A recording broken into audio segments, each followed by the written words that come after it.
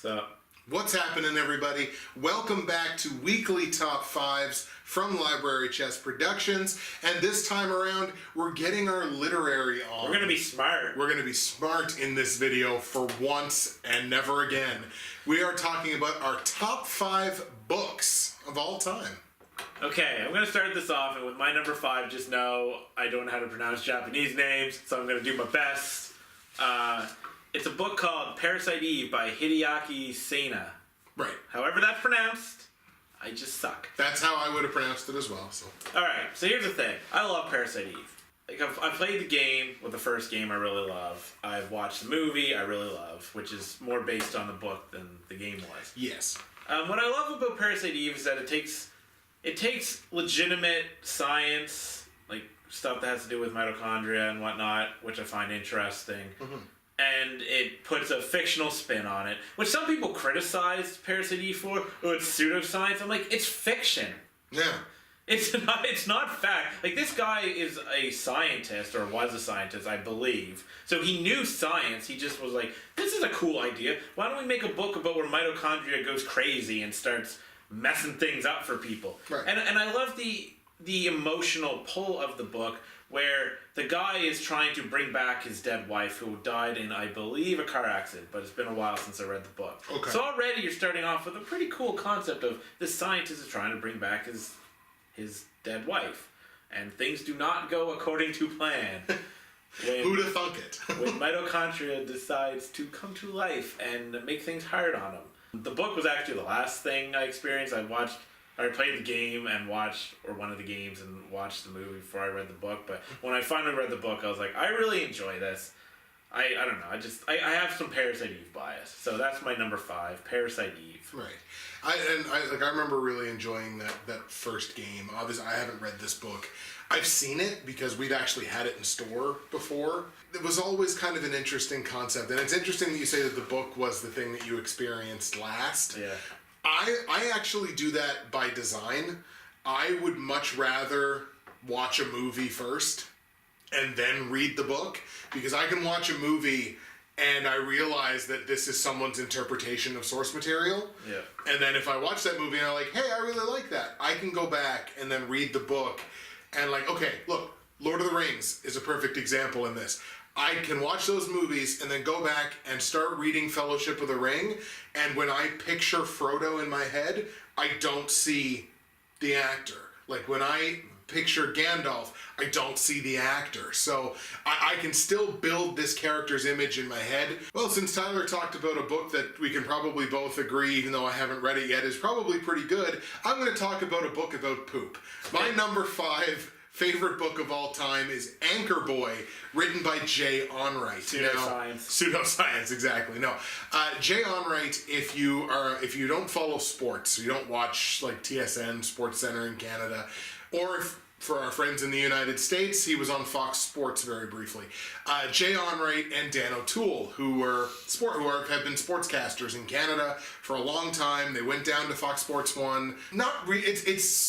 It's semi-biographical, like semi-autobiographical. It only really deals with a certain period of time. And you know what? It's literally just a bathroom reader. And that's the way he built the book. He talks about how he built the book, where he was just like, I wanted the chapters to be short. I wanted it to be a book where you can pick up, flip to start of any random chapter and start reading while you're sitting on the toilet.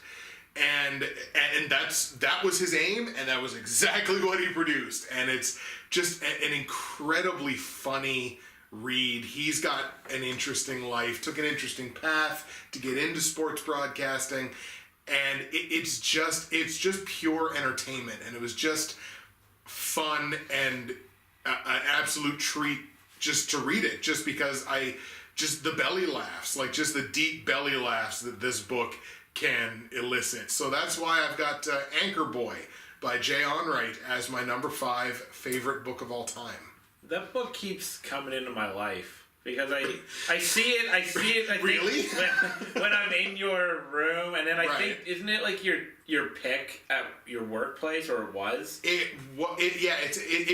For a long time we don't have it in stock anymore, but it was a staff. Yeah, so I see. Yes. So I see the cover all the time, and I mean, I have no interest in it personally, but I'm not saying it's bad. And I actually love the idea that he made it as a poop book. Basically, yeah. Because I respect that. It's basically like the Switch of books. You Right. just pick it up for a little bit, and then you just go about your business. And it's got not one but multiple stories of him shitting his pants. There you go. So I mean, look, it's built for while you're pooping, and you can read about someone else pooping involuntarily. Yeah, I'm not at all surprised you picked it either, because I know you seem to be a little more into biographies. I know you said it's only somewhat, but you seem to be more into that, and then you love sports, and I know you love those two guys, or at least him in particular. Yeah. Oh no. Yeah. No. So- Jay and Dan are tremendous. They have a great podcast, Jay and Dan podcast. They need our help. They need our help too. My number 4 is a book that I know you know. I don't know if you've read it or not, but it's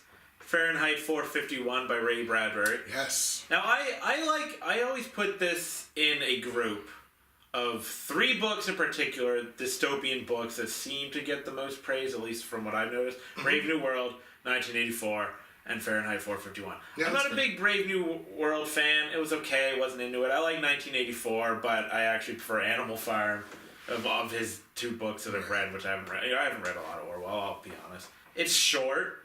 It says what it needs to say.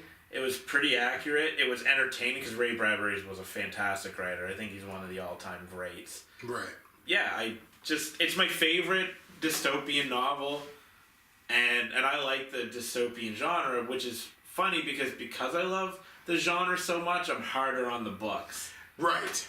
Which is weird, because I should be more into it, but yet I'm more critical because I expect so much from the genre. It doesn't make a whole lot of sense, but Fahrenheit 451 definitely reaches that level of excellence, and they're making a movie about it. Oh, are they? Oh, fantastic. So I'm really excited for that. Yeah. And yeah, so 451 is my number 4, or Fahrenheit 451. Sorry. Right. I have read Fahrenheit 451 in parts. From what I read of Ray Bradbury's writing, I like his writing. Yeah. So that would endear me a little bit more to getting into it. I like the dystopian genre. Like you, I am a little bit harder on it, because now especially we've seen it so much that there's a big difference between somebody that's putting like a fresh spin on dystopia or is doing the convention really well, and someone that's just like, well, we'll make it dystopian just to make it dystopian. Yeah. And there's a lot of young adult literature that falls into this category here. But so everything that I know of that I like. I just haven't actually taken that extra step to pick up the book and read the full thing. You should, because it's a pretty quick read. Bradbury doesn't waste his time. Like, he gets to the point, which I love, because don't get me wrong, there's authors, and even an author I think on my list that is wordy and uses these big words and really does whatever, but I just appreciate that Bradbury's not going to waste time. He's not going to spend 5 pages describing a room. My number 4 favorite book of all time mixes 2 of my favorite things: fantasy and sex. My number 4 is... Reboot! Come on. My number 4 is a book called To Serve and Submit by Susan Wright. Now, it's a fantasy novel, so it's set in, basically an entire world that she kind of builds, and the concept of the world, at least within this first book, is you have your main character, and she is actually recruited by a rich, basically like the fantasy version of Christian Grey a little bit, but with a lot more substance to him. Which isn't that difficult. No, it is not. It is not. The least interesting man in literature, in literary history, is Christian Grey. So she's actually kind of recruited to sort of what her parents... and when I say recruited, basically I mean sold. Basically, she is sold to him to be a sex slave. But as the kind of relationship between the two of them develop and everything... It turns into something that's quite a bit more than that, even though that's not really how it started. and she basically becomes the what I'm sure a lot of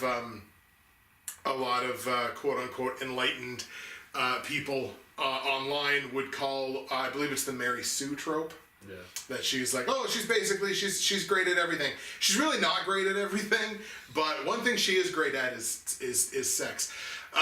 Which, I mean, look, you gotta call this all you need. She's great at sex.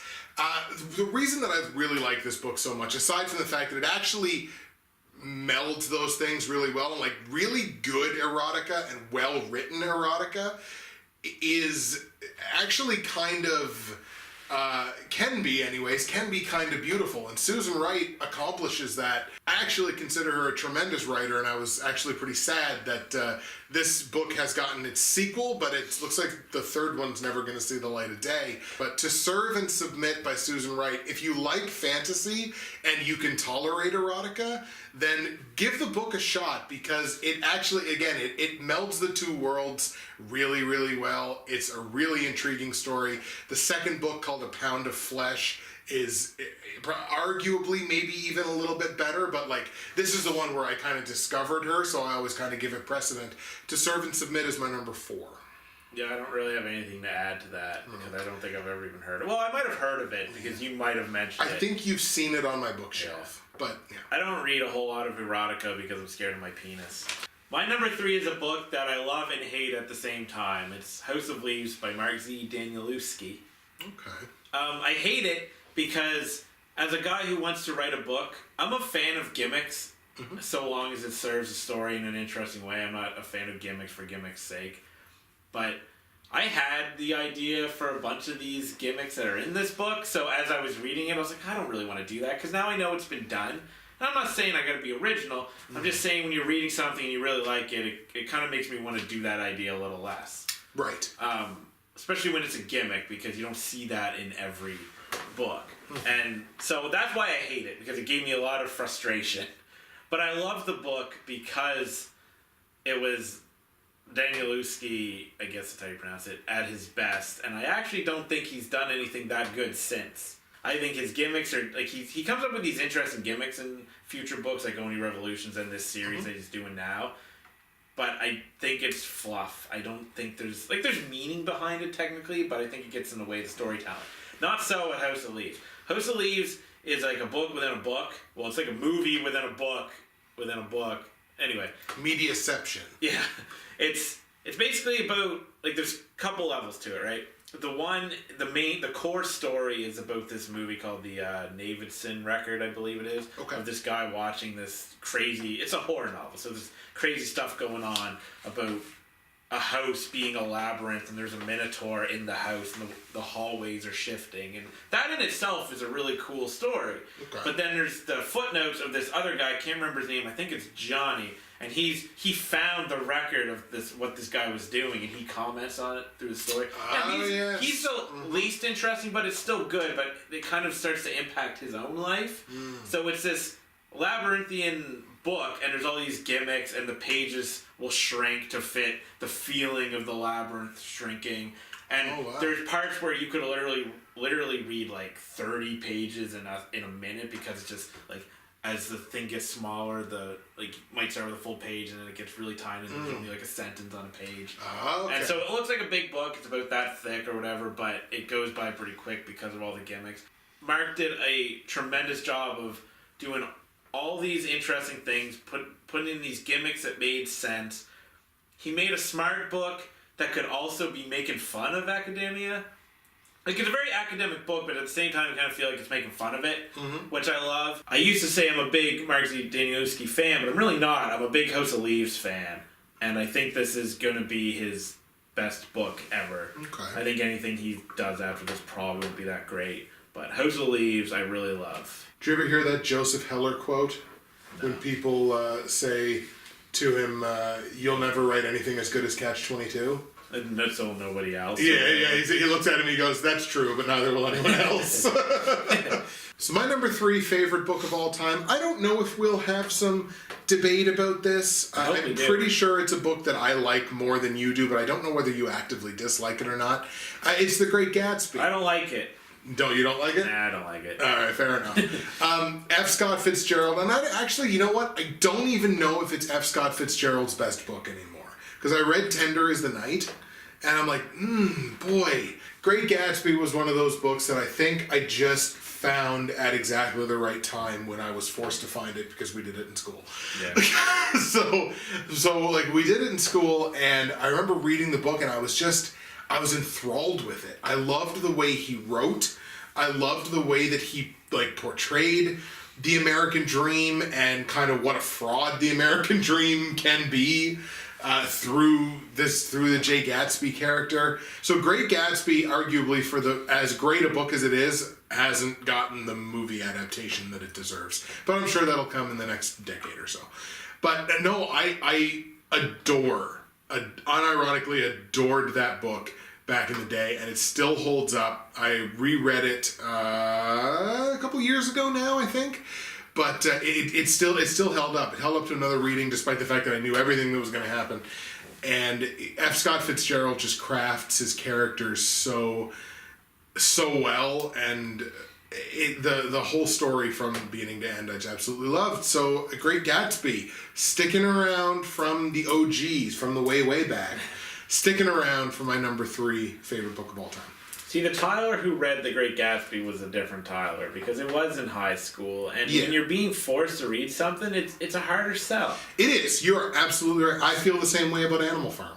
See, and that's funny because where Great Gatsby got you, Animal Farm ended up getting me. I remember reading Animal Farm and getting enthralled by it, so it's kind of the opposite. Mm-hmm. So maybe that has something to do with The Great Gatsby. I don't know. I'm never going to read it again to find out. Right. So I'll just leave it at that. I just don't like it. So my number 2 is by an author, I don't know if I'm going to pronounce his last name right. The People of Paper by Salvador Plasencia. Okay. This always wrestles with my number 1 as my favorite book of all time. And usually I put it number 1, but I don't know. I had to be honest with myself a little bit when I compiled this list. Mm-hmm. I think this book is great. It's another book that's heavy, has a lot of gimmicks in it. It's written in columns. Spoilers, I guess. Spoiler. There's a part halfway through the book where he basically restarts the book. Oh, wow. For a reason. It makes sense. But again, the gimmicks all make sense to telling the story. Mm-hmm. It's a beautiful story that is basically about romance and heartbreak, and it mixes in magical realism. It's just beautifully constructed. And it's probably the best look at heartbreak I've ever read in a book. Wow. Because the book's all about it, and all the gimmicks tie in to this idea of heartbreak, cutting out the name of the person and stuff, refusing to say it. But yet it's wrapped in all this metaphor. Nobody ever has heard of it, and anytime I try to look up what the author's doing now, it doesn't seem like he's doing anything anymore. Right. I don't know what he's doing, because he doesn't seem to have a new book coming, and I'm eagerly awaiting it, because I think his first book is a masterpiece. A book with a good gimmick will generally bring me in, because I like experimental literature and stuff. So, and this did it really well. I've got nothing to say about this book because I haven't read it, but I am realizing now exactly where your headspace is when it comes to the best books you've ever written best books you've ever read. I've ever read the best books you've ever read, where it's you very highly value, you say, gimmicks that make sense. Yeah, originality. Yeah, absolutely. My number 2 favorite book of all time is probably the book that I've read the most, and that's because I have it in physical and as an audiobook. So I've read to this book multiple times, and this book is basically my Bible. And it is Tough Shit, Life Advice from a Fat Lazy Slob Who Did Good by Kevin Smith.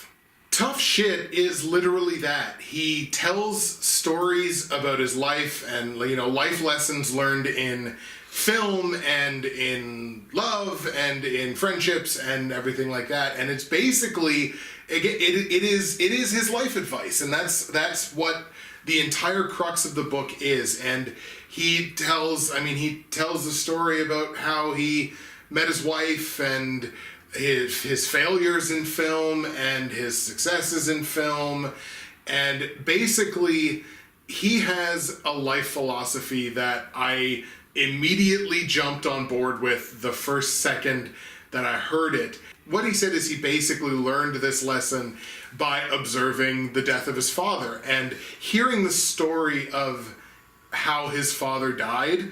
I absolutely relate to it because it is so similar to the story of me losing my father. It was like ridiculously similar to what happened. And basically what he says is, in the face of such hopelessness as our eventual inevitable death, it makes no sense at all in not at least trying to achieve everything you want. So like, we're all gonna die screaming basically, so you might as well try.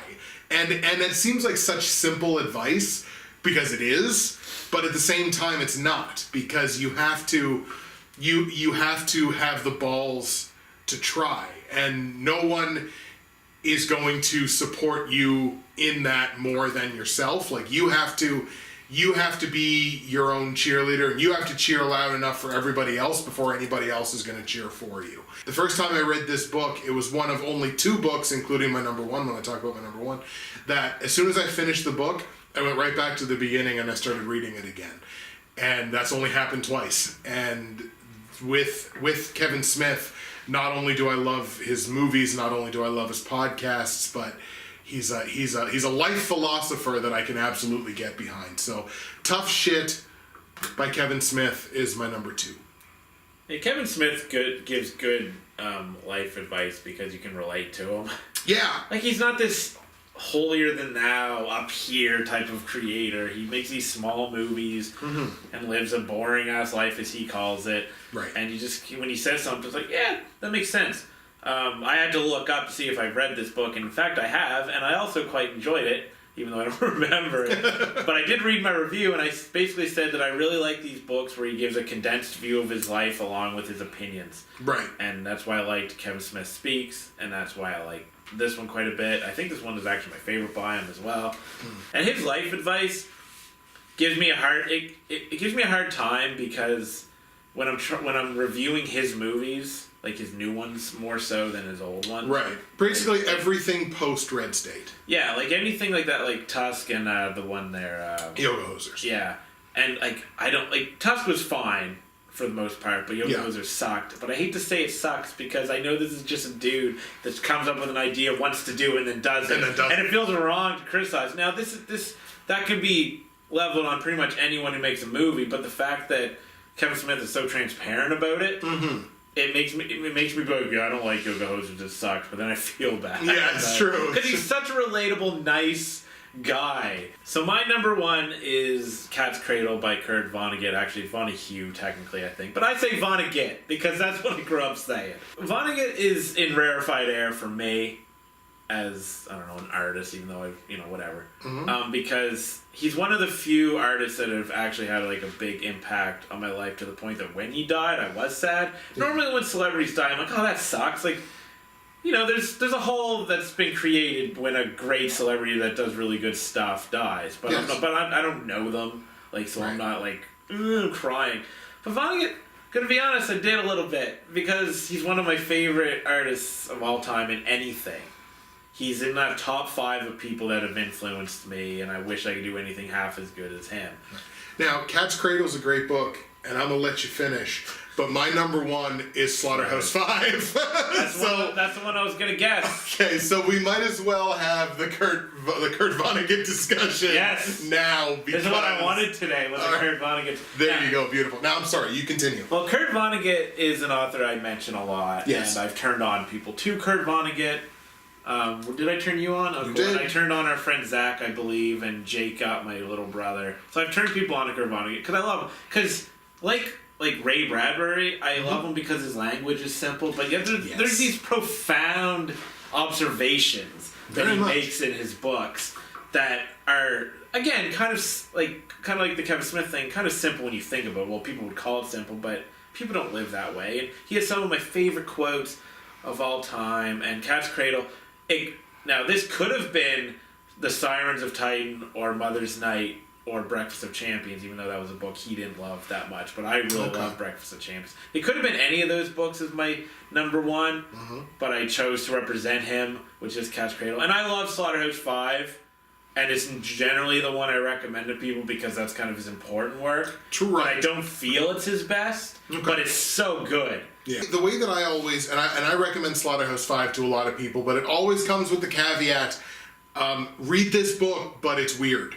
And it's soft sci-fi. Like, yes. Soft sci-fi. Right.